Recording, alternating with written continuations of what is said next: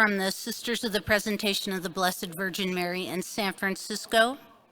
And you are in workshop number 31, Fidelity to the Journey, a Conversation with Commissaries. Before we begin, I'd like to remind you, if you have a cell phone, to put it on silent or turn it off. And remind you also that in the guidebook, the evaluation form will be available to you. If you don't have the guidebook, it'll be sent to you after this presentation. And right now, I'd like to introduce Sister Sharon Ewart, who will introduce our presenters today.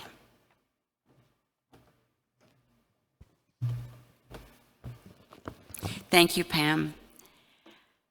When an institute is moving toward historical completion or fulfillment of its mission and is no longer able to provide for its canonical governance, it may petition the competent church authority for a canonical administrator or trustee, generally referred to in this country as a commissary, who will be entrusted with the canonical governance of the institute.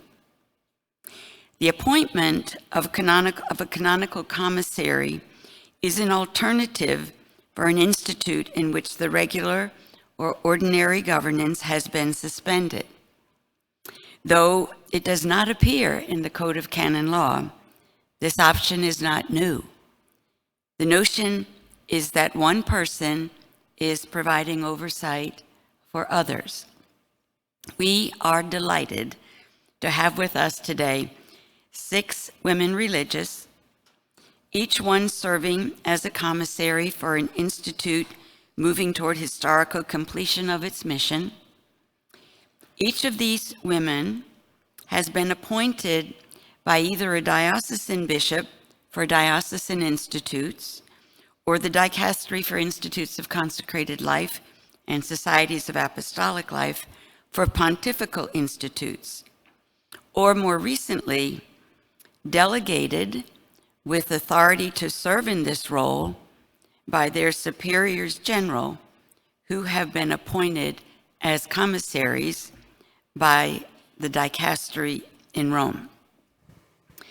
Our conversation this afternoon will include topics around discernment and the appointment process, canonical responsibilities, contractual and financial arrangements, relationship with the members of the community and the former superior, reporting and accountability, learnings from their experience. We hope to have some time for questions at the end of our discussion. So as we begin, I would like to invite each of the commissaries to introduce herself, telling us how long she has served as a commissary and the number of members in the institutes she's serving in the beginning when she was appointed and today, and if you wish to name the institute you are serving. Paula, we'll start with you. Good afternoon. Glad to be with you. First, I just want to say when Sharon was calling us commissaries, it's not a real nice word, you know, what a commissary is. What do you mean we're going someplace to get food on the... You know. So I think each one of us have been called by different names, president of the community, canonical leader, and so on. So commissary is not a common term that we use within the context of the communities that we work with. I'm Paula Cooney. I'm an Immaculate Heart of Mary sister from Monroe, Michigan. That's my own congregation. I have known the Servants of Jesus, who is the community that I am the canonical leader for, since 2012. And I've been their commissary since 2018. I'm in my 6th year with them. I began with 11, and I still have 11. Helen? I would also say the title that I've been using with the congregation I'm working with is Canonical Trustee, so you'll hear different names. I'm Helen Carney. I'm a sister of St. Joseph from Brentwood, New York, and I am the Canonical Trustee for the Congregation of the Infant Jesus Nursing Sisters of the Sick Poor. We're both diocesan congregations on Long Island. I have been the commissary for almost 2 years now, and yet we had been engaged in a covenant relationship for a number of years before that. So when I served as president of my own congregation, we were in these conversations and then started a covenant relationship, and I became commissary 2 years ago. I also have some corporate responsibilities in my role, which is separate from the canonical. How many? Oh, there are 17 Sisters of the Congregation of the Infant Jesus. Good afternoon. I'm Jenny Howard. I'm a Sister of Providence from St. Mary of the Woods, Indiana, and I serve as the congregation leader for the Our Lady of Victory Missionary Sisters in Huntington, Indiana. And I officially began a year ago, August, as the congregation leader. And we talked a little bit about the process, and we'll talk a little bit more. I'll be able to share a little bit more. But Sister Dawn Tomaszewski, who is the General Superior of the Sisters of Providence, is the named commissary, and I've been appointed by her and by our council to serve as the congregation leader. We started with 31 Victory Knoll Sisters, and there are 28 currently. I am Sister Ramona Miller, and I am a Franciscan sister of Rochester, Minnesota, and I serve as the canonical administrator for a small group of contemplative Poor Clare nuns who happen to reside within the mother house of the Rochester Franciscans. So I have had this role for over 2 years, and I began with 11. 2 have died, and we began with 10. 2 have died, and we are now at 8. I'm Sister Jane Hibbard. I am a sister of the Holy Names of Jesus and Mary. I serve as what we are calling pastoral administrator, prioress, for the Benedictine Sisters in Mount Angel, Oregon. I'm appointed by the monastic congregation president for that role. When I started 6.5 years ago, there were 32 sisters. There are 19 today. I am Anne LaCour. I'm a Marianite of Holy Cross. We began the dialogue with the Sisters of the Most Holy Sacrament in January of 2013. Today, at that time, they were 23. Today, we are 6. And I serve as their congregational leader. Thank you all. I think some of you began to talk about the discernment process and the appointment. And I think that will be of interest to you because it's different in each situation. Maybe we'll just, we'll start with you again. Paul, you want to start?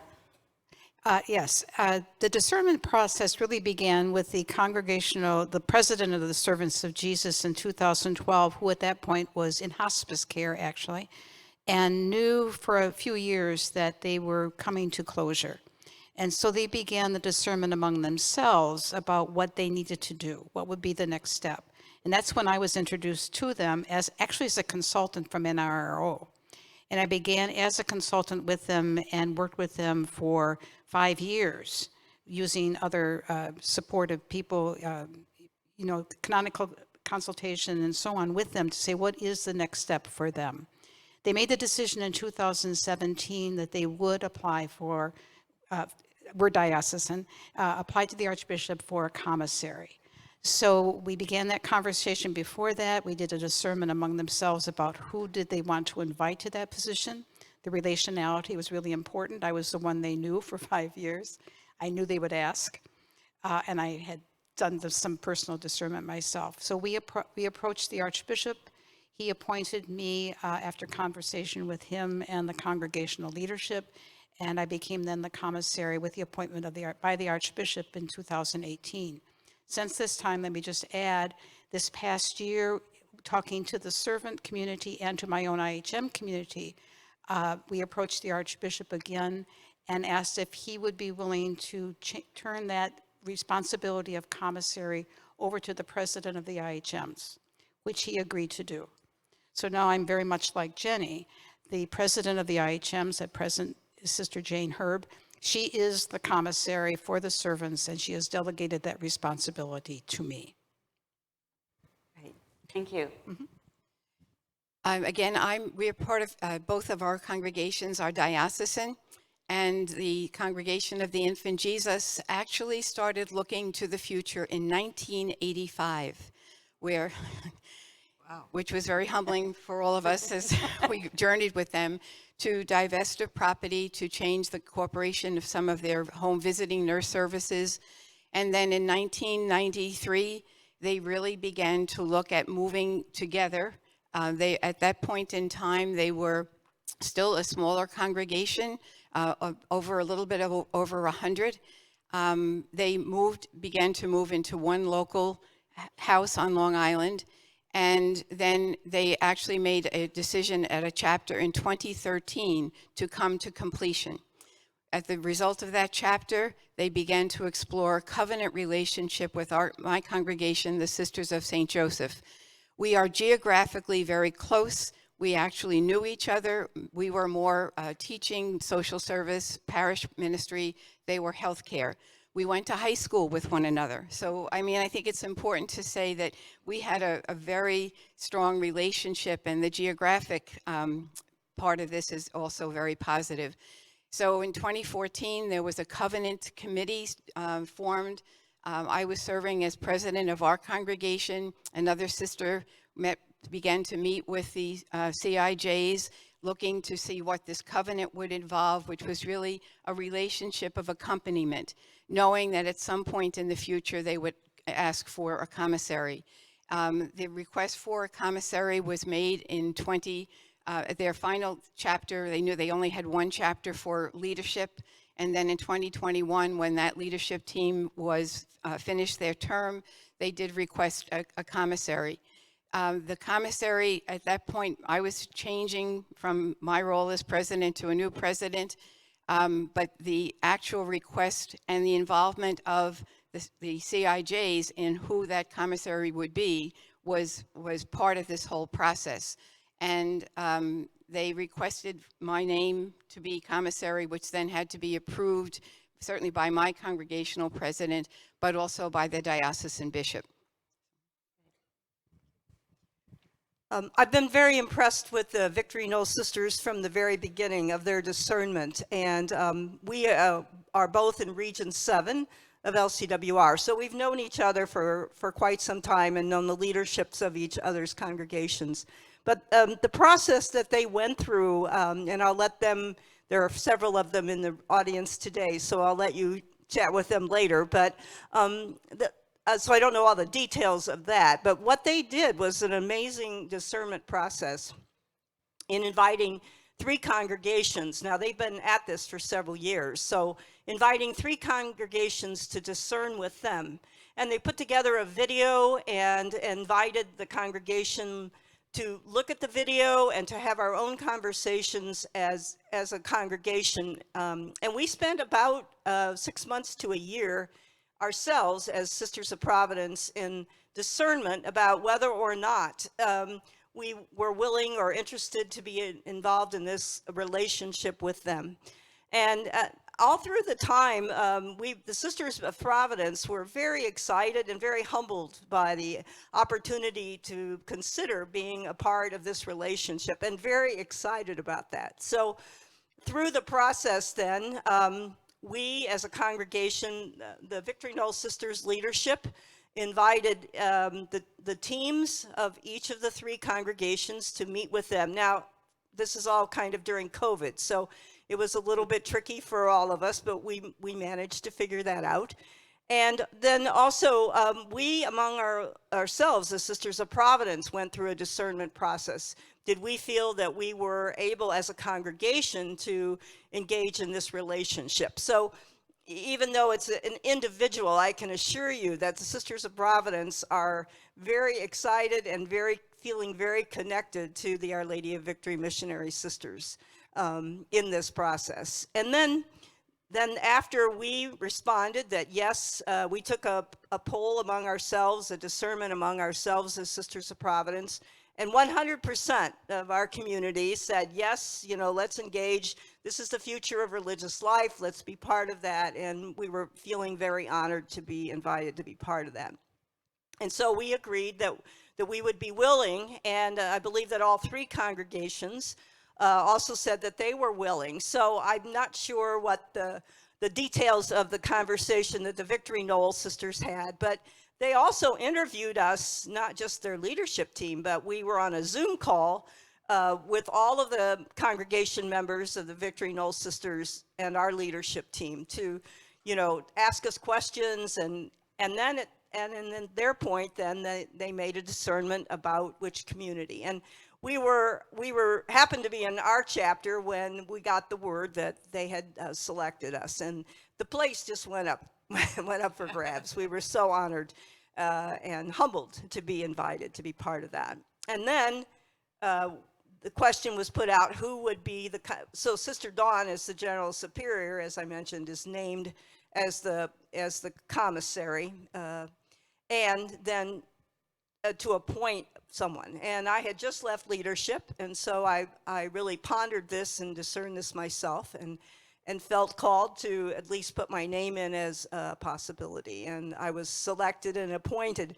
And I was appointed for 3 years, so I'm just beginning my second year with the possibility of reappointment. So, it's just, I can't tell you how excited our community is. I am personally very, very humbled to be part of this process and to serve as their congregation leader. But the Sisters of Providence feel very connected. And at the installation, the transfer process, we have a prayer card, and the prayer card had the name of the sisters we're praying for, each sister, the Victory Knoll sister, and vice versa. So it's just a beautiful kind of a relationship that kind of unexpectedly came our way as a gift of Providence.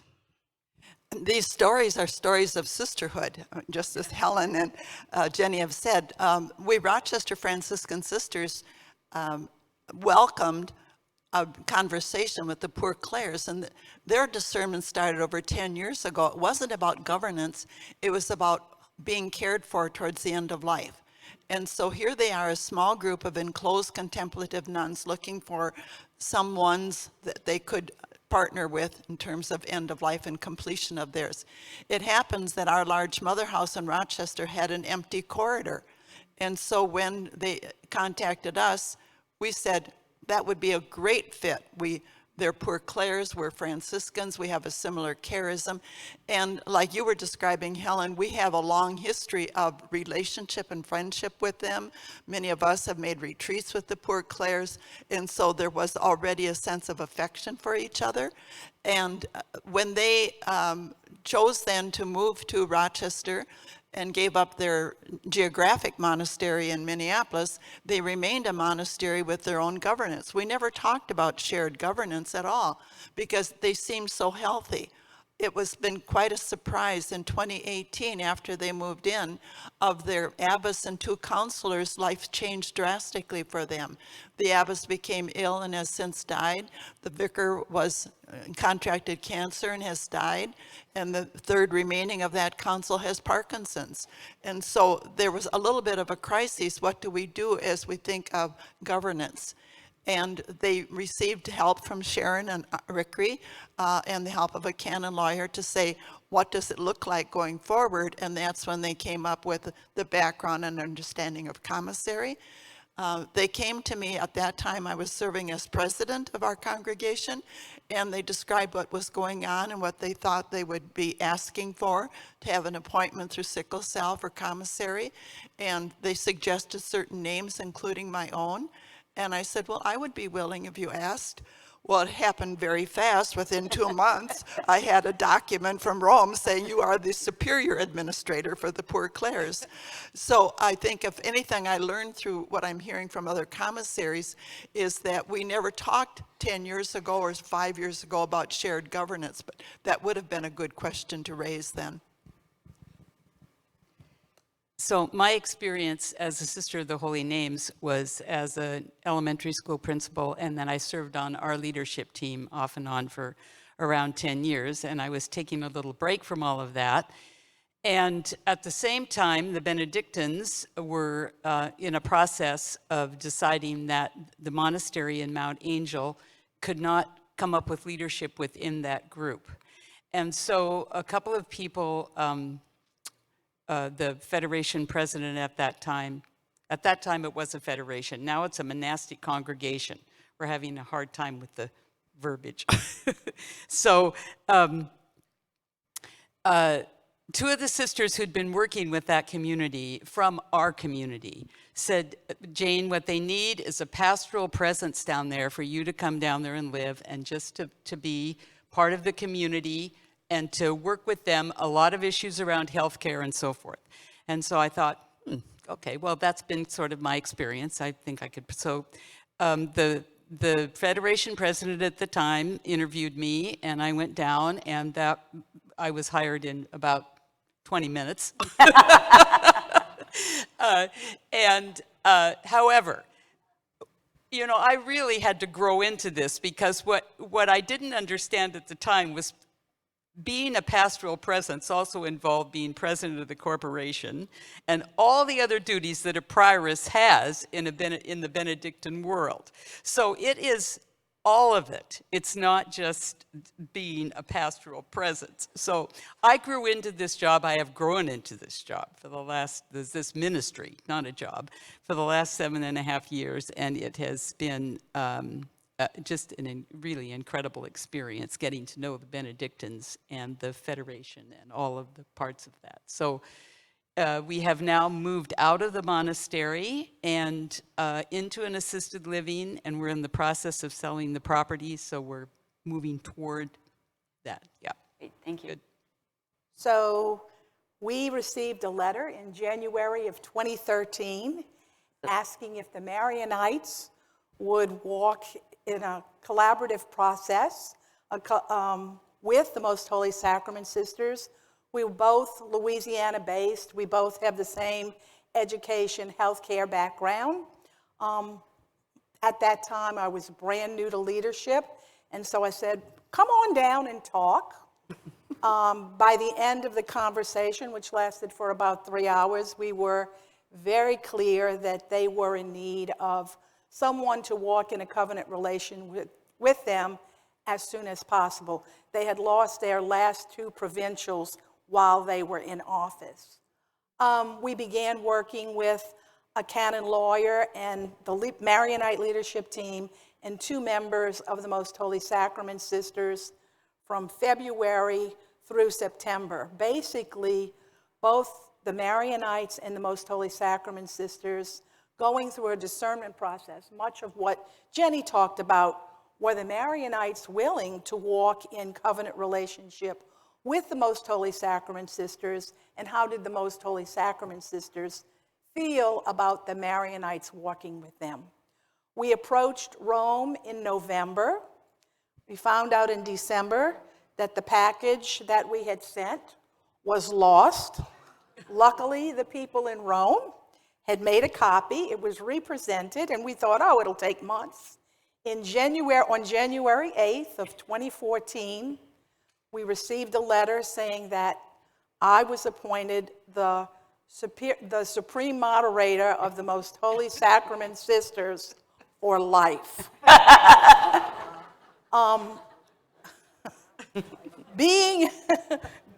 Walking into this blind, I have to say, it has been a journey of all of the Marianites of Holy Cross embracing the Most Holy Sacrament Sisters. Because we are now 6, they are part of the nursing home where our sisters are. The 2 who are still active participate in all of our community gatherings and our retreats. We recently celebrated Jubilee for those 1 sister who was celebrating 70 years as a Most Holy Sacrament Sister. She renewed her vows with us. So it has been a learning experience for us, but I say all the time, they were angels who tapped us on the shoulder, allowing us to get our act together and enabling us to move forward in making the decision in 2017 that we also are coming to completion. Thank you all.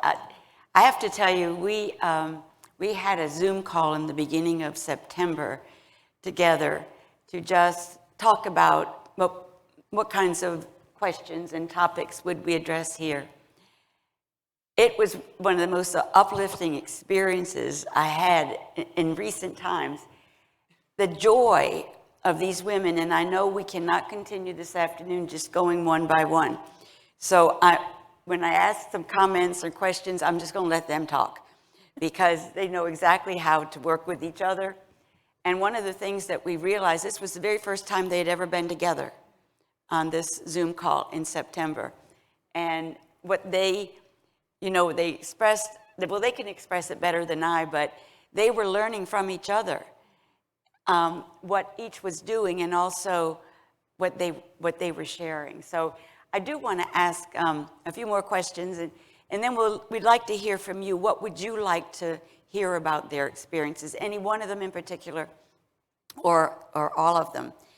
But one of the things, that we'd like to share with them is, if you could share, and I'll just let you all speak, whoever wants to go first. What are some of the major canonical responsibilities that you had to carry out? Now, you can also add all the responsibilities you did not expect to have to carry out, because they may be more significant than the canonical ones. But I'll just let you all, whoever wants to begin. I was quite surprised and taken back when one of the Poor Clare sisters, originally who made vows in Minneapolis, had been a missionary in Korea for 50 years and came back to Minnesota unbeknownst to me, thinking it was for a home visit when I heard about it, being sent home because of progressive dementia. And so I received her into the monastery, but she was disruptive because of the dementia. And canonically, then I had to work through the transfer so the abbess in Korea would turn back the responsibility to me, and then to take over how to care for her and eventually find a placement for her. I did not see that coming down the road.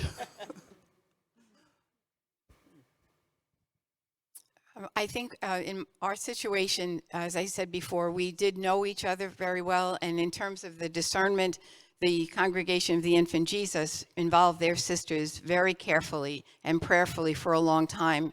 Our congregation also had to understand what a commissary would be and what this covenant might mean. I failed to tell you that we have 25 of our own sisters living in the same complex as the 17 CIJs, and 4 sisters of the Cenacle who are there for infirmary care. In terms of the canonical responsibilities, it is what you see in the canons, the spiritual welfare and everything else. There are 2 former general superiors in the house. The most recent one, and our structure, which the CIJs really came up with, is, yes, I am the canonical trustee, the head of that congregation, but I have 3 advisors. They do not have any canonical responsibility, but they really are the kind of local. I do not live in the house, by the way. That's important to say to you. I'm about 20 minutes away and spend maybe 2-3 days a week, depends on what's happening with celebrations and everything else.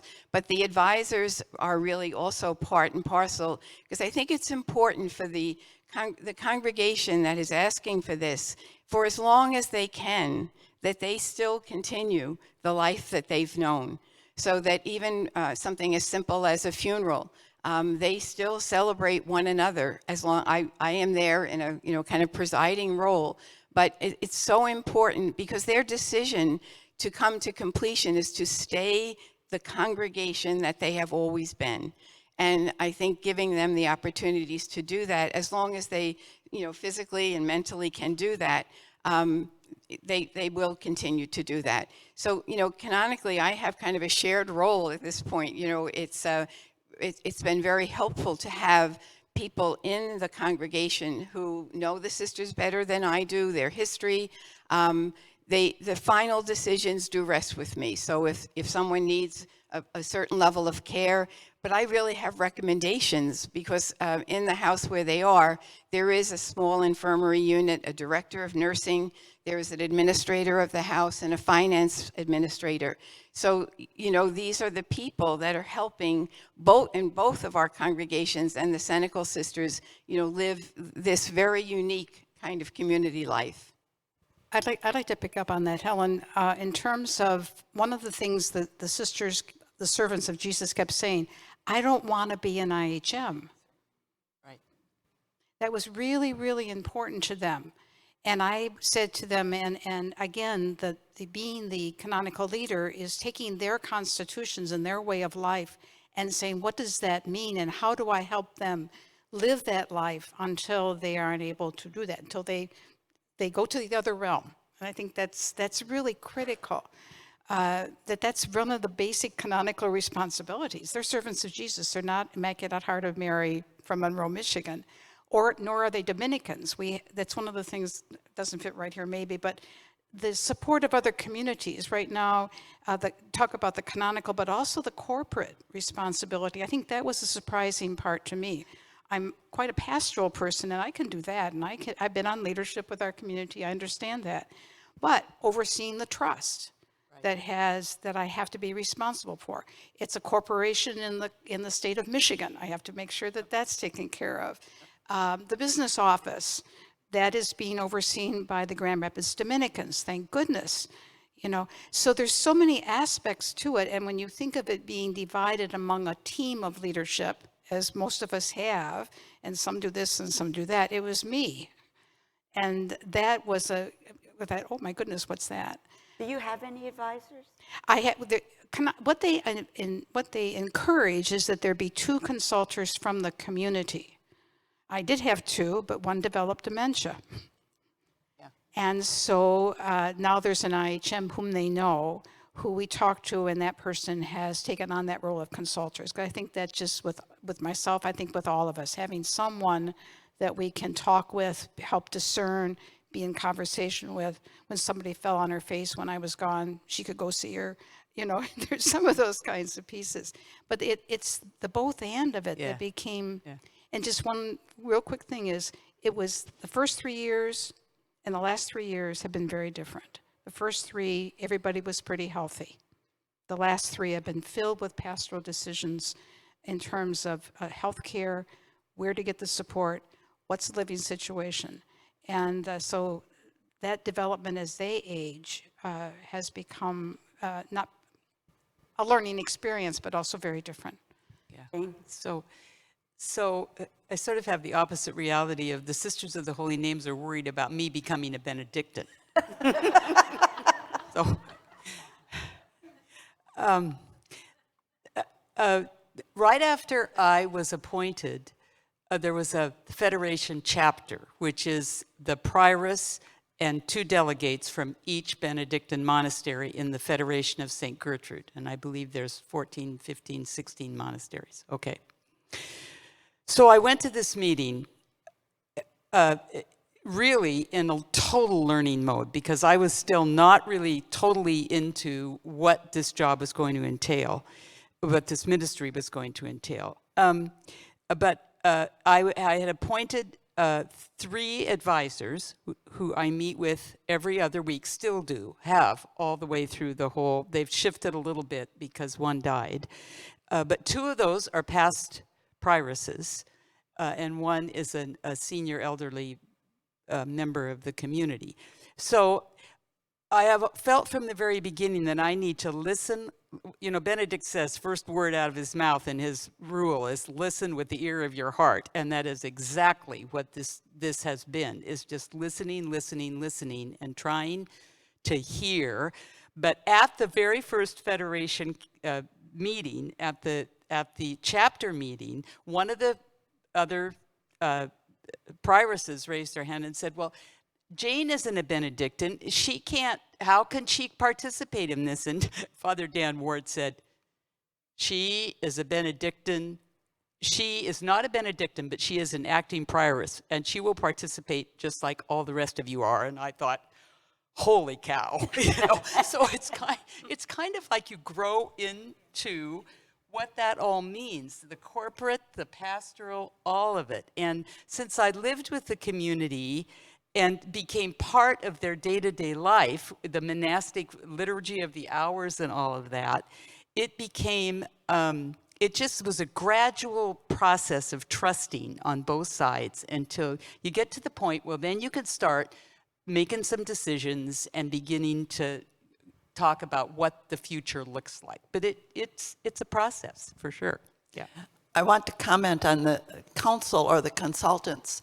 So when I stepped into the role of being the canonical administrator for these poor Clares, they had over the years had the custom of an abbess and 2 counselors. But I looked at this group of 6 and I said, now how are we going to do this? And the decision was, well, everybody would be the council. Oh my God. Imagine some of them had never ever served in leadership at all. And I am being transformed in patience because the community meetings seem to last forever with mental cognitive impairment and hearing loss, and we try to gain consensus. I was very naive to say everybody would be the council. Ann? So I still have, in the past 10 years, 2 members of the Most Holy Sacrament Sisters who serve as my counsel along with 1 Marionite. The learning for me was that in 2014, they had sold none of their property, which included a large apartment complex, a nursing home, and houses where hoarders lived. It has been a learning process in enabling the Marionites to now sell a nursing home, other buildings. But I would say to anybody, create a plan, stick to it, and it's never too early to begin letting go. And letting go takes patience, but it also takes prodding. And it's gentle prodding that says, okay, this is where we are, and this is where we want to be. And I think the smaller you get, the harder it is to let go. So I would encourage you to begin the process of letting go. Thank you. I walked into an incredibly wonderful situation. The Victory Knoll Sisters had gone through years of process and were able to really have just about everything in place, able to sell their buildings and move them on and their land to acres and working with their health care. And so really, I mean, it was ideal. And I, at one point in the very beginning, and I really credit the leadership as well as the entire congregation, because they really were part and one of all the processes. So I agree that, the sooner you can begin, from my experience with their experience, and it's not easy. I'm quite confident of that. It's been very difficult for them, but putting it in place has just been a great gift for me. And also I want to say that, what I would describe the Our Lady of Victory Missionary Sisters is that they are fiercely independent, and they are very, very community minded. And so just like some of you have shared, during this first year, our mother houses, our places are about 3 hours driving apart. So initially it looked like I could just, be there part-time, be at the woods part-time. Well, it was really clear to me early on that was just not the best thing. I really, when you talk about culture, there are certain things that all religious women do, communities do, but the way in which those things are done are very important. And it was clear to me early on that was really an important part of my learning. And so really, I feel like the first year here has just been sitting back, or not even sitting back, but being alert and attentive and trying to learn. And I have an advisory team, and Sister Mary Jo Nelson, the former president, is one of the persons I chose to be an advisor, because I thought it'd be really helpful for the knowledge that she had, not only of the process, but just of the congregation. And I chose Sister Lupita, who is the youngest member of the congregation. So I thought that they would help be a good team. And we meet officially once a month, but we communicate quite more often than that. And then I also invited Sister Ginger to help with the liturgies, because she's a liturgist as well as had been a council member. And, that's a really sacred, important moment. And I felt like the Victory Knoll sisters certainly know their sisters much better than I do. So that would be important. And then I asked Sister Lucille, also from the past leadership team, to work with the sisters, or to be present with the sisters in healthcare, because that had been her role. And again, I thought I was going to be part-time, well, that didn't work out. So I am so grateful to be there, because it's just so important to be able to do that. So do you live there full-time? Pretty much. I might spend a few days a month at St. Mary of the Woods with responsibilities that I might have. Some of you do live with the community that you're serving, and others do not. Right. Would you just sort of reflect on those choices, just what that means? I couldn't choose to live with them because they've never had a place to have.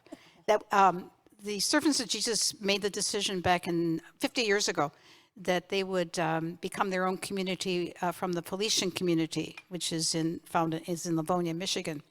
And they made a choice to leave and form their own community. And one of their commitments at that time is they would never have any property, which is a real blessing right now. So there is no place for me to be with them.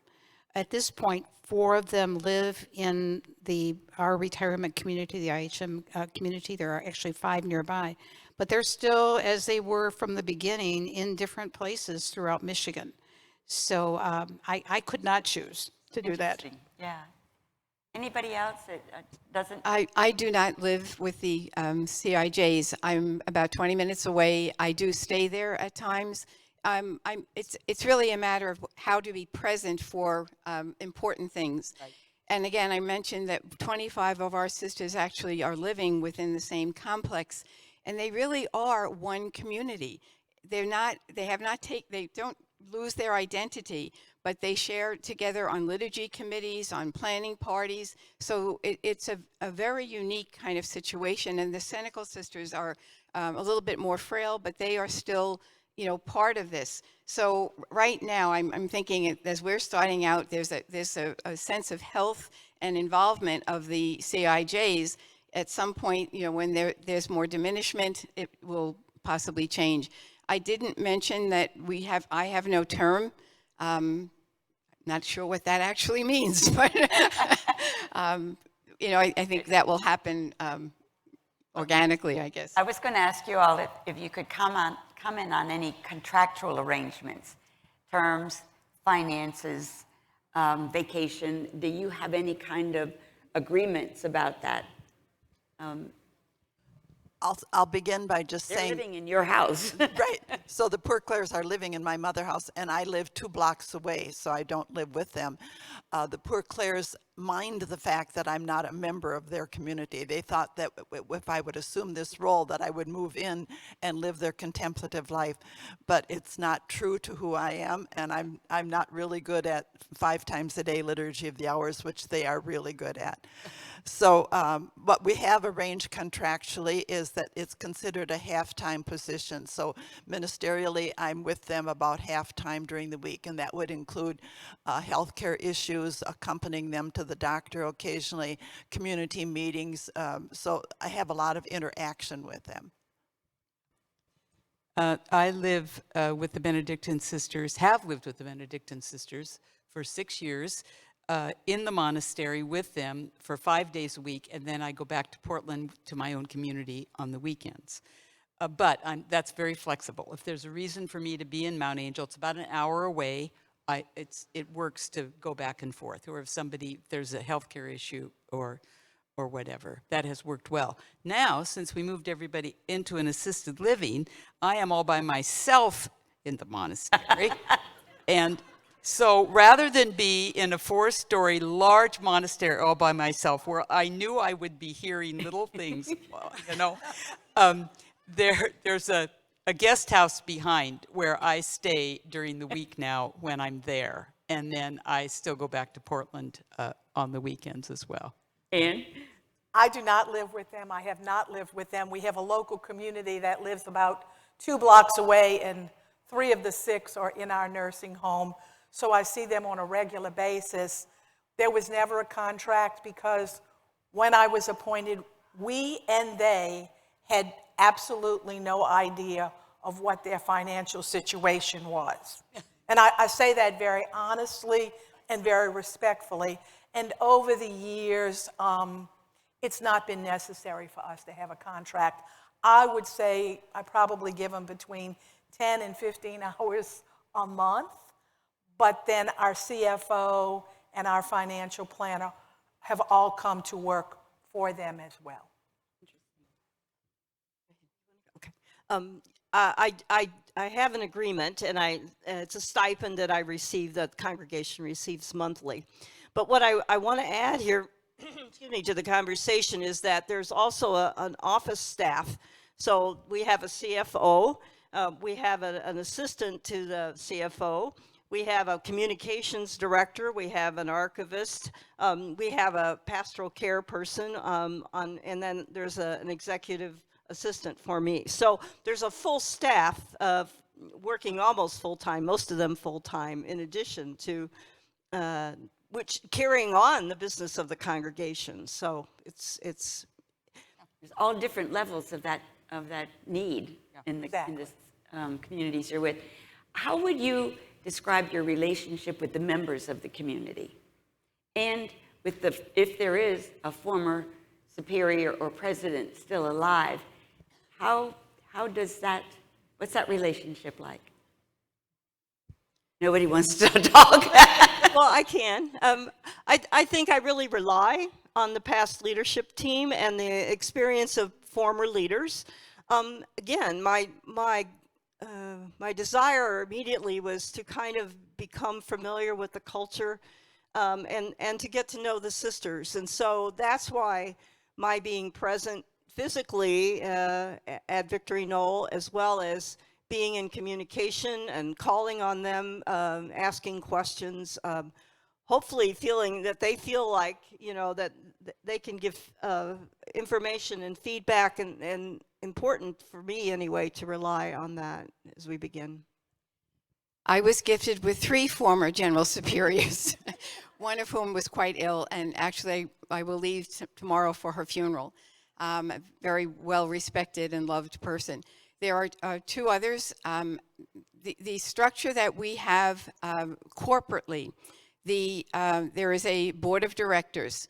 So actually the former council and former president and vice president are part of that board of directors on the corporate level. The most recent former general superior is very, very involved. She's a proxy, health proxy for many of the sisters. So it has, we have a very positive working relationship. I think I need to say that. However, the sisters and staff are very used to asking and going to the former general superior. So right now we're a duet, so they come to both of us. And it's been a very respectful relationship, but it's a very big shift for everyone who's involved. The relationship, there are only now 17, and I would say really 13 of them, able to function well in conversation. There is a very positive relationship. And after just about 2 years, some of them are actually, sharing more with me. These sisters have known each other their whole lives. So, no matter the fact that I've been involved since 2014, I'm still the new kid on the block. And I think it's a matter of patience.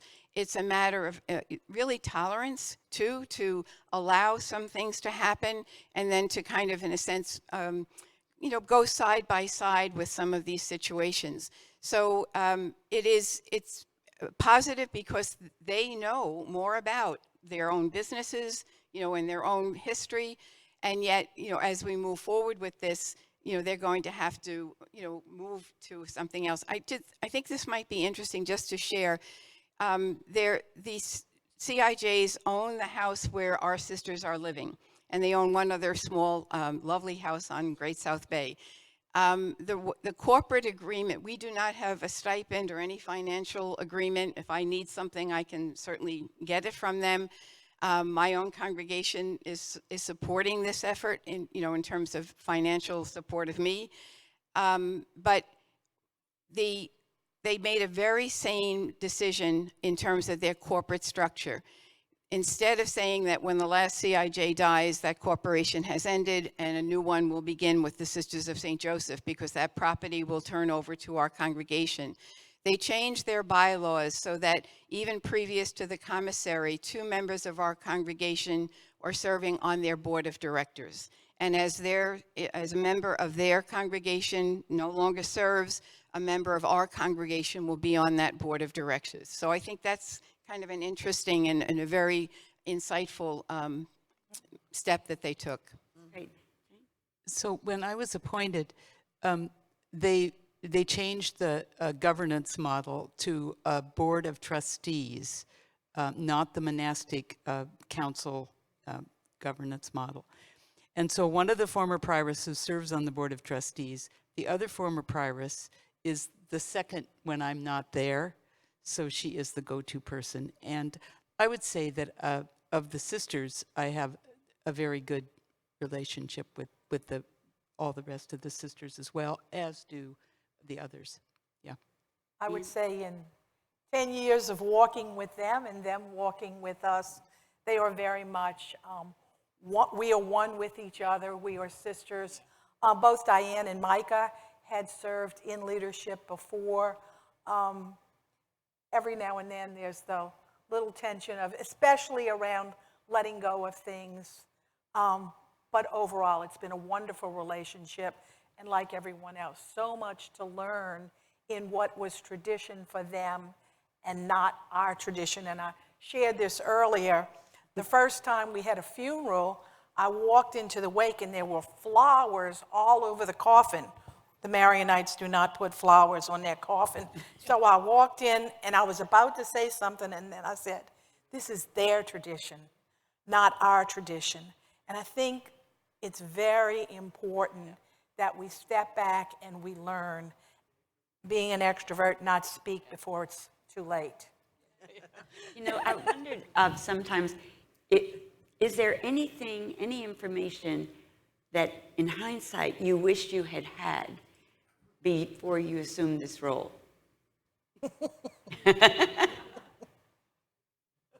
Course in business administration. Yes. Yeah. A real estate license. That's good. The corporate dimension isn't as strong in some as it is in others, but it is something that is a reality.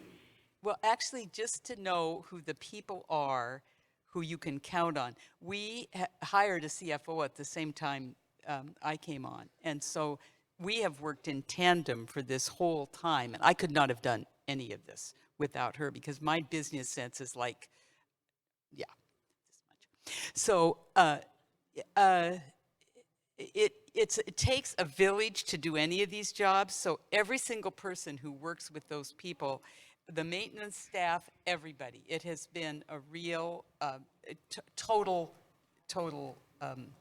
One of the things that was difficult as we moved to assisted living is you don't have to do the medical pieces anymore. That's what you are moving them to an assisted living for, is that then you have the support of that and you're paying the assisted living to do it. So it was all of a sudden like, wow, you don't need to be as responsible. They take care of all the medicines and all of the everything. So it's a letting go process for the people in positions like we have as well as you shift and change. And it keeps shifting and changing. Yeah. Are there any challenges that you haven't mentioned in terms of, you know, the corporate issues that would be important to just identify for others who might be thinking about this? I think I mentioned that not having a clear sense of who has the authority, and by having the little community of contemplative nuns all be council, that I wish I would have had some foresight about how to handle that and about how to deal with them as a corporation, because that's not part of their consciousness. Okay, go ahead. I think I've learned from them. Not only do we have the corporate board, they also have a trust with a separate board of trustees. And what I've learned from them is that they were looking ahead, because again, those boards were technically their own sisters. So on the board of directors for the corporation, as I said, they've included sisters from our congregation. On the board for the trust, there are lay people on that board that will carry these things forward. They realize that they will not be the ones to do that themselves. If I just add quickly, the Victory Knoll Sisters too had put in place a corporate board of laymen and women, and also a board of trustees to carry forward the trust. So as the congregation leader, I serve as the president of the corporate board, and then I serve as a member of the board of trustees. So We're aware at RCRI that there are many institutes, many of you here in this room, who are considering requesting a commissary in a period of time. Some know how many years before you want to request it, others don't. I'm wondering what advice would you give them as they prepare to request a commissary? I think culture is extremely important. People who know you, who, for us and for the Most Holy Sacrament Sisters, we were both founded in France. We were both education. Many of us administered in Louisiana. So we knew each other. We knew somewhat about each other, but I think culture is so very, very important. I think the experience that the Victory Knoll Sisters, of the preparation and the hard work that they did in preparation for this, but I also think that the discernment with the other religious congregations, so that even though I, as a Sister of Providence, I feel like our community feels that they are part of this too. So it's not just an individual.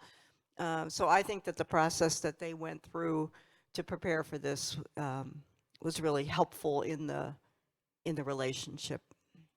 This is building on this in terms of the importance of relationality. I just truly believe everything's connected and nothing's by chance. This little community began their discernment of leaving the Felician Sisters at a vacation house that belonged to my community. Our sisters helped them make that decision, and they've come full circle. So now they are living in the retirement, some of them in a retirement community, and of all the communities that said yes to being the consultor, it was an IHN that said yes. Now that's all not by chance. I just don't believe that. But the development of relationship, and as we do have a relationship where I have a 3 years. This is the end of my 6th year, and someone else will be taking my place. They don't know anybody else.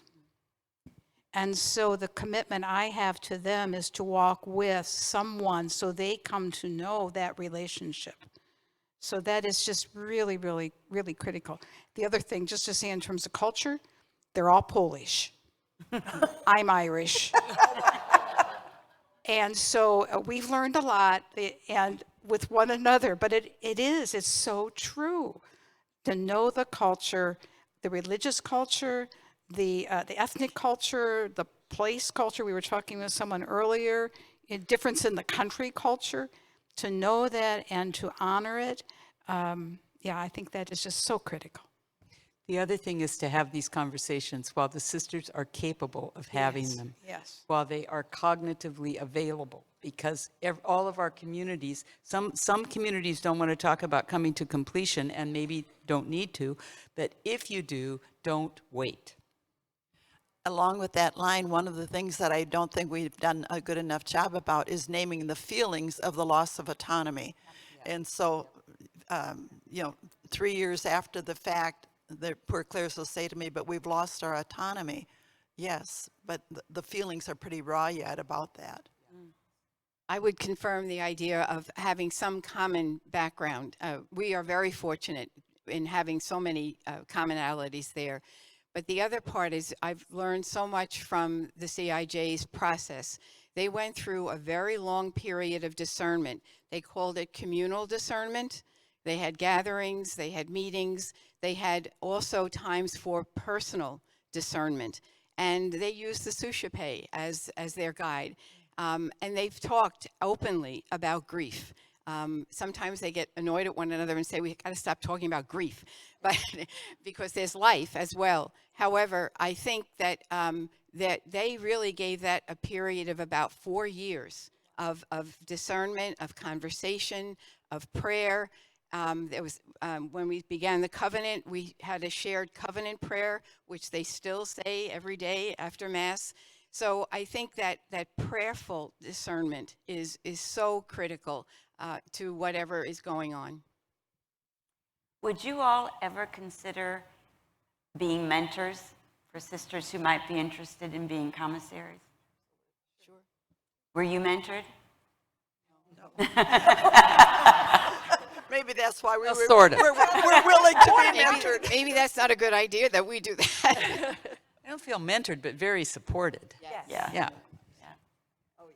Are there any other comments that you'd like to share? Then we're going to open it to questions from you. I'd like to just to speak to the courage and witness of these communities that we serve with.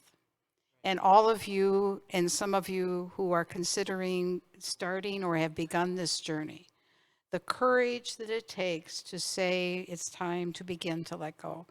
That is such a grace, and the grace I think all of us have felt, and we've, I think, spoken to that. I'm glad you brought up the word of grief, too. We had not spoken to that. It's critical. But I think that that is the gift, in a way, the gift that these communities have given the church. Now, that sounds kind of strange, but I think there is something to this letting go at this time in the call of religious life, wherever that is, that they are witnessing, and you are witnessing in your openness to saying yes to that letting go. That it is a grace time, and they are grace people. And people say, oh, isn't it sad? It's not. There's life-giving. It's life-giving. I think you can tell from us. We really like what we do. And they're wonderful women. So I guess I would just want to say that underlying piece. There's one line that Diane says to me almost every time we finish a conversation. And she says, I know it took great courage to come to the United States in the beginning. I think it takes more courage to close a community down, to bring it to an end. She says it time and time again, and it's very much part of her heart, and it has become part of my heart as well.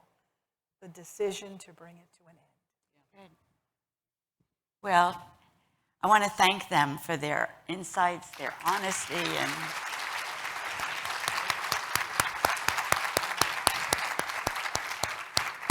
now we'd like to open this to questions from you. There is a microphone here in the middle, and the floor is open. You can ask anyone individually, or you can just address it to the group, and they'll respond. They have no problem sharing what their experience has been.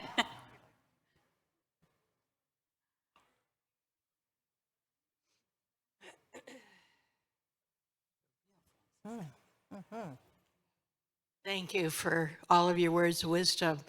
This may sound like a stupid question, but have you had to deal with dysfunction within the communities you're overseeing? Because you've been very gentle, but I'll leave it at that.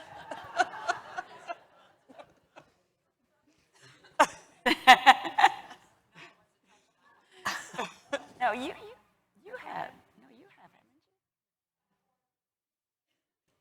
haven't. Yes. I mean, what group doesn't have among it? I mean, it's human. It's human piece of it. Yes, and I think it's part of that letting go. Somebody mentioned the autonomy. I think that's where it becomes really, really hard and very obvious. Because it's a small community, always been small. Most of them have been in leadership at some point. So kind of like everybody's been in leadership. The just past president has had a very difficult time in letting go. Very difficult, as much as we're friends. And the other part of dysfunction sometimes they know each other too well. And so trying to make decisions with individuals about choices when everybody else says, no, it should be this. So I think it's a human piece of us and how to work with it. I don't know. I don't want to go into too many specifics because that's not good. But yeah, it's there. Yeah. It's there. Every congregation. Yeah. I think I can use the example because I've spoken with our own little community about the dysfunction. When the sister returned from Korea with progressive dementia, there was a tremendous disruption in the little monastic community and a lot of very raw emotions as I began to move towards finding a placement because of the guilt that that little community took care of each other all their many years. Why can't we continue to take care of her? But the disruption was so serious for community life. So the dysfunction was not able to come to some kind of understanding of what was going on. And yet, you know, through lots of conversations coming into an agreement of what needed to happen. But such a disruption brought out dysfunction in how we dialogue with each other. Another question? Thank you. This was really wonderful and so important. And it makes me reflect on the idea of permanence in my own community, restructuring of ministries and assets already causes me to consider about how sometimes we have an attitude that we're going in forever. We'll be at X place forever. And it makes me think about the image of a tent. You know, a tent is supposed to have the stakes in grounds that can be pulled up, and sometimes it feels like we put our stakes in cement. But what we're talking about here, what you're talking about with us is beyond that. And how do you help the community? I have a two-pronged question then. How does a community even know about the option of commissaries? Because it doesn't exist canonically. How is that option even made, come to the awareness of different communities who are in a position for that and they don't even realize it, okay? And the second thing is, how do you help the members of the community that you are going in to help as a commissary understand that closure does not equal failure? Closure does not equal failure. And, but that we have resistance even to the idea that there's a lifespan. I said that in my own community, and I think I was regarded as a blasphemer momentarily. But it is true, there's a lifespan. So does that fall to the person, to the leadership of the community that has asked you to come in to be a commissary? Or is that something that you've also shared in how to help a community to celebrate all the wonderful and positive things that were them, and now it's just coming to a different phase? Thanks. I'll answer the question about the first one on how do people become aware of commissary. Several of these communities were part of the Fidelity to the Journey program, coming to the workshops that RCRI put on since 2015 was the first one, actually 14, to get ideas on just what the needs were. So that's been a big resource, and other things that we have tried to make known in terms of what's required by Rome for this, to request a commissary, what a commissary's responsibilities are through resources that we've developed and made available on our website and in writing. So we have a lot of information about options for canonical governance, a commissary being one, and we've had presenters at these conferences on commissaries for many years. So in terms of knowing it as an option, it's probably well known. Knowing it as our option is another question. And that has to be discerned, I think, as these sisters said. And I think that the answer to the second part is that it's a both and. The community has to come to the point where they are willing to ask. We want you to walk in covenant relationship with us. We need a commissary. And then when that commissary is appointed, the willingness to be in dialogue, but to also facilitate discernment to the point where you honor who they are, and at the same time, you slowly move them to make decisions that have to be made. And that's a small or a slow dance, I would say. It's a slow dance, and what can you still do? You know, as Benedictine women, we pray for all the people we say we're going to pray for on a daily basis, and that's a huge bunch of people, because one of the things we're choosing to keep, even though we're coming to completion, is a whole development program with the staff. We raise a lot of money in that little monastery. It just boggles my mind how many people contribute to those sisters and how much they love them. And so what's the responsibility to continue doing well what we could continue doing? And then I keep saying, coming to completion is a job well done. Why do we want to hang on necessarily to something that is evolving into something different? And all of us are going through that right now. So, but it's hard. It's a gradual process, back and forth, letting go, grieving. It's the cycle of doing all of that over and over again, and just being so grateful for all the gifts that we've been given and that they have given. But, you know, when you're 86, 90 years old, you do not have the energy to do the things you used to do. So to give them the benefit of good aging. Judy, you want to get in line then? Me? No, go ahead, go ahead. Okay. Actually, I would like to make a comment. I'm a member of Our Lady of Victory Missionary Sisters, and I would like to thank all of you also for all your sharing. It's been very rich. The comment I would like to add is, and this may be just a matter of wording, but we have not used the word completion, coming to completion. And it's just been something for us as a community. We recognize our reality, and there's been a lot of letting go. But I think the focus on the mission has helped us see that it continues. And we still consider ourselves very much alive, those of us that are still members and are still here. And I think this attitude is characterized by Jenny's newsletter. She sends us a newsletter once a month, and it's called Journeying in Mission Together. So it's kind of like we've joined another community in some ways in carrying out the mission, which we will do until we're called home. So we don't use the word completion.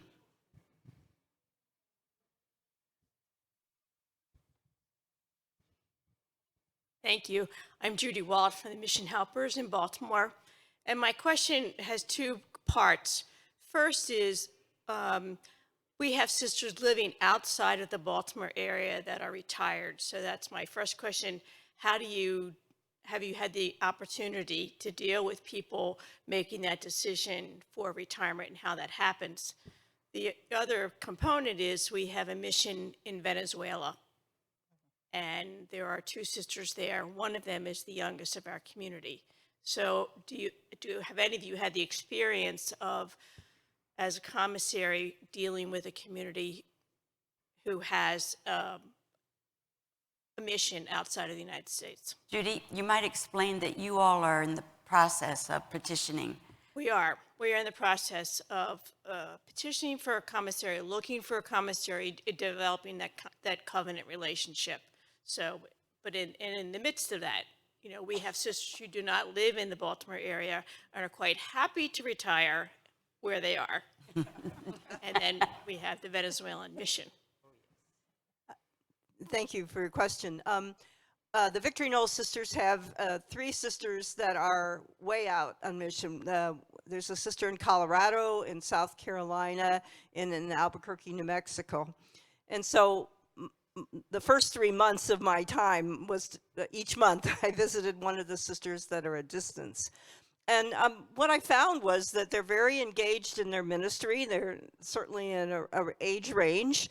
One of the sisters is 92 in Colorado, but very active and in where she is and feeling herself very involved in ministry. So, and then there are other Victory Knoll sisters not in Indiana, and not too far from their mother house, their home base at Victory Knoll, in Fort Wayne, a few miles away. So there's still, and I don't know internally what's happening with each of them as far as where they are, but in my visits, they're very active in the ministry where they are. And so, I mean, I certainly continue to support that, and at their congregation, they have ways of being connected, that they form small groups, that they connect with one another. And so certainly, how do we continue those connections?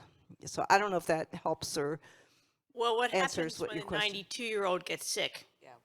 Yeah, well, that's happened. And so I was his present. She had people around her. You know, did I need to go? I did not need to go. She had resources around her. She's coming for a visit in a couple of weeks because now her health is better. So I just trusting Providence.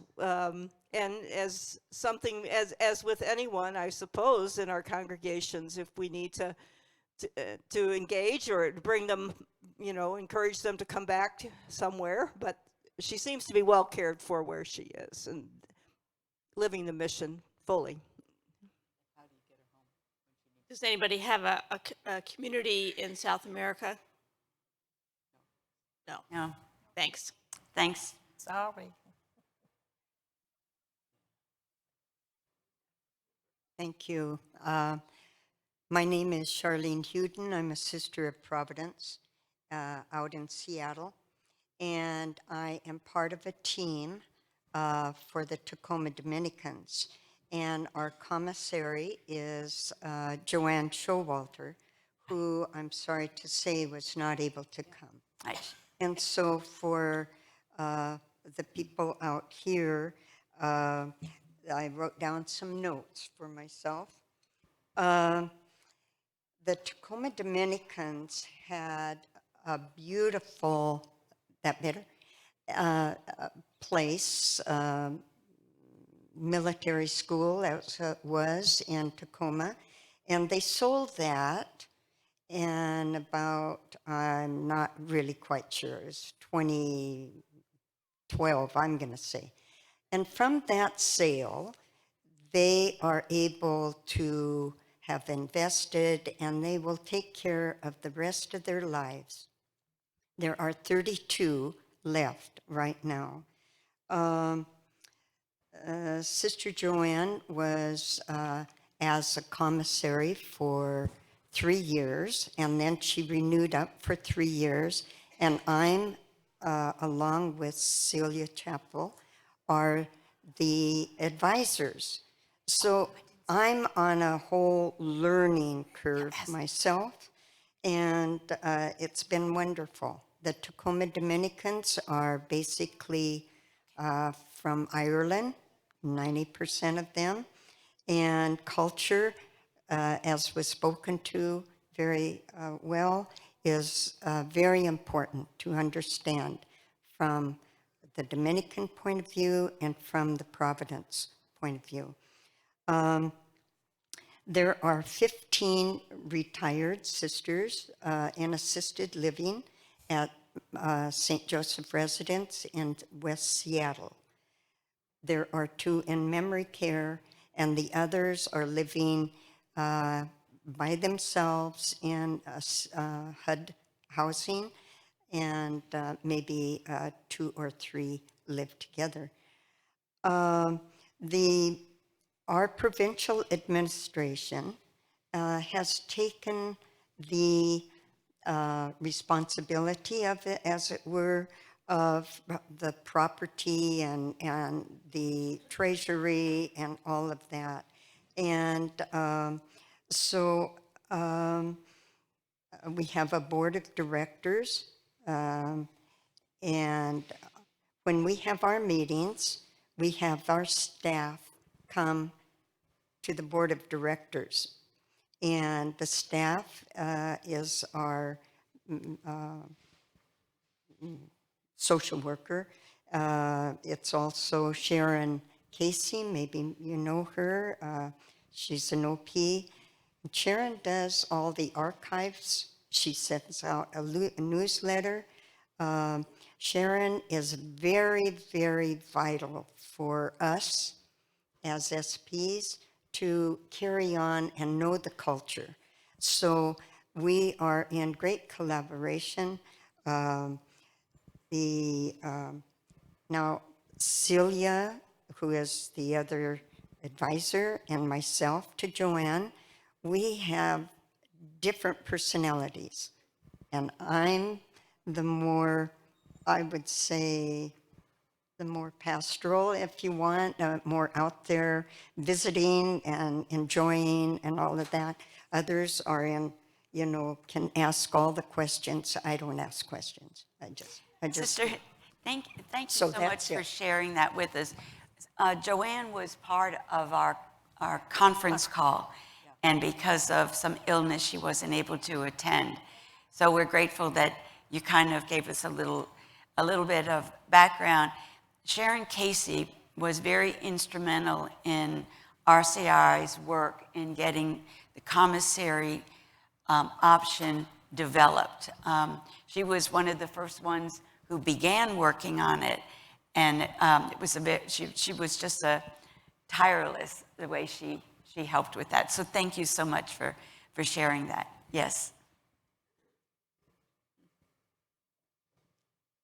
I'm Sister Tierney, and I'm the congregational minister for Ramona. And a question that my council and I had for her, now this woman is healthy, and we hope she'll be around for a long time. However, were something to happen to her, does that mean our council, our Rochester Franciscan congregation, assumes the responsibility for the commissary to the Poor Clares? It really depends on what the decree of appointment says. And that would be something, because it is a pontifical appointment, Yes. right? It would be something to review with your congregation and probably with the dicastery, since that's where the appointment came from. So like it probably would still, please God, nothing's going to happen to Ramona. But we'd have to go through Rome. Am I understanding that correct? Like it's a Rome dicastery appointment. Somehow that would be part of the process. That's right. And it could be to, see, right now, Rome seems to be leaning toward appointing an institute, the superior general of an institute. And then that person can appoint a member with delegated authority to be the commissary. That seems to be a better model because it takes Rome out of having to be consulted or involved if there were to be for a successor. So it's likely that what happened with the diocese that Paula was part of, that now her community is the commissary, could well be what would happen with a pontifical institute that Rome would consider as a successor. Thank you. Although I don't know. That's just reasonable. What I love in general is we seem to just be making it up as we go along. So that's Right. So I'm going to have a different generational perspective. I'm partly here because as a younger leader, I thought at some point this might be something I have to do, so I should know about it. But I was intrigued and happy to hear that Lupita is one of your advisors. And so my question is, some of the congregations that are on this path have sisters in their 30s, 40s, 50s who live that charism and love their sisters. We've had some anecdotal conversations among younger leaders at the point when they're the ones left. Is transfer the only option, or could there be a new type of commissary where a congregation such as myself would host them to live their charism going forward? So I'm just kind of wondering, like, what are the ideas that are being kicked around for, it seems like the needs of the elders, we will take care of them, we're figuring that out, we'll get there. And so what are the creative opportunities for the younger energy that is still wants to live that charism for 50 years, but they may not have a base to do that in? I think that's a really good question, and one that we probably need to consider to move forward with. And Lupita and I have not had that conversation exactly, but one of my reasons for wanting to invite Lupita is because of her being the youngest member in the congregation, and getting that information from other newer, younger members of the congregation, because I don't know what that's going to be like for them. But I trust, being a Providence sister, I trust Providence that however the future of religious life will continue, and will be creative, and is in process now, and we're just trying to allow it to unfold. But I sense a lot of good energy for the future of religious life, however that looks for all of us. So thank you for your question, your comment. I think that's a beautiful question to end on. I'd like to thank each one of our commissaries, this panel, for their willingness to discuss not only this important role, but also the diverse experience, deep insights, and the deep commitment to the members of the institutes that they're serving. These institutes are indeed blessed, as we are, to have you as part of us.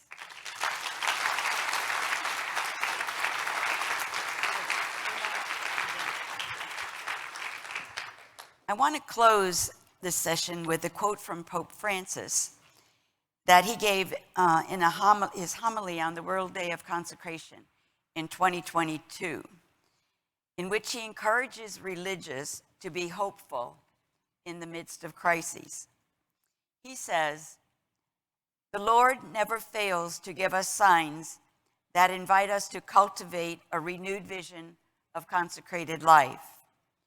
We cannot pretend not to see these signs and go on as usual, doing the same old things, drifting back through inertia to the forms of the past, paralyzed by the fear of change. Let us open our eyes. The Spirit is inviting us amid crises, and crises there are, to renew our lives and our communities. And how do we do this?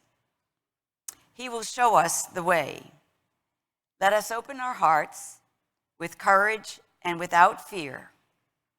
Let us not waste today by looking back at yesterday or dreaming of a tomorrow that will never come. Instead, let us place ourselves before the Lord and ask for eyes to see goodness and to discern the ways of God. The Lord will give them to us if we ask him." So as the increasing number of religious institutes cultivate a renewed vision of consecrated life, such as these sisters have presented, may they move forward with joy, courage, and without fear in fidelity to the journey. Thank you.